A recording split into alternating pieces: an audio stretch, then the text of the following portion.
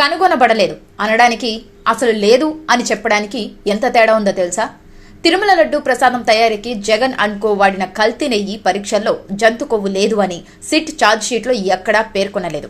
10% కన్నా తక్కువ మోతాదులో ఉంటే తాము జరిపిన పరీక్షల్లో కనుగొనబడదు అని మాత్రమే చెప్పింది. 2024లో ఎన్డీడీబీ ఇచ్చిన రిపోర్ట్లో యాన్యువల్ ఫ్యాట్ ఉన్నట్లు స్పష్టంగా పేర్కొంది. అదే విషయాన్ని సిట్ పేజీ నెంబర్ 35లో స్పష్టంగా పేర్కొంది.